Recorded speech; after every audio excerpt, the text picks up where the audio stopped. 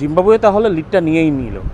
58 রানে পিছিয়ে থেকে তারা ফার্স্ট সেশন শেষ করেছিল, কিন্তু দ্বিতীয় সেশনে খুব ভালোভাবে তারা ঘুরে দাঁড়িয়েছে। এমনভাবে ঘুরে দাঁড়িয়েছে যে তারা এই সেশনে মাত্র 2 উইকেট হারিয়ে স্কোরবোর্ডে তুলেছে 80 রান। বাংলাদেশের জন্য ভালো খবর, বাংলাদেশ দুজন সেট ব্যাটসম্যানকে ফিরিয়েছেন, শেন উইলিয়ামস এবং ওয়েসলি মাদভেরেকে, যারা দুজন খুব ভালো ব্যাটসম্যান। বাংলাদেশের স্পিনার মেহেদি হাসান মিরাজে বলে ডাউন দ্য উইকেটে এসে শেন উইলিয়ামস ক্যাচ দেন লং অনে, সেখানে মাহমুদুল হাসান জয় খুব ভালো একটি ক্যাচ নেন। এর আগে মাদভেরেকে বোল্ড করে ফিরিয়েছেন খালেদ আহমেদ। ভাবনার বিষয়, জিম্বাবুয়ে এরই মধ্যে বাংলাদেশের 191 রান পেরিয়ে গেছে। এরই মধ্যে তারা 22 রানের লিড নিয়েছে, তাদের রান হচ্ছে 6 উইকেটে 213। তারা এখন কত দূর যাবে? তাদের এখন উইকেট কিপার ব্যাটসম্যান মায়াভো আছেন ক্রিজে, তাকে সঙ্গ দিচ্ছেন মাসাকাজ্জা। এরই মধ্যে প্রায় তারা 9.3 ওভার ব্যাটিং করে নিয়েছেন। তারা খুব বেশি রান জড়ো করেননি, কিন্তু তারা যে একটা চেষ্টা করছেন, একটু দেয়াল হয়ে দাঁড়িয়েছেন, বাংলাদেশের বলারদেরকে ভোগাচ্ছেন, সেই জিনিসটা তারা করছেন। প্রশ্ন উঠছে জিম্বাবুয়ে কত দূর যাবে, কত রান লিড হলে তারা এগিয়ে থাকবে।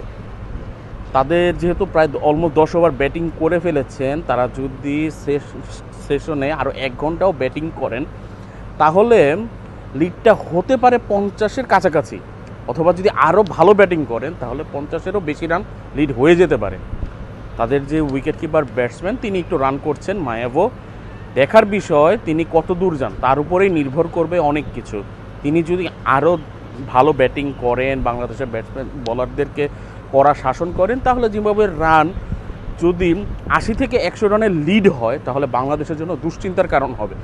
কারণ টেস্ট ক্রিকেটে 100 রানের লিডও অনেক বড় কিছু।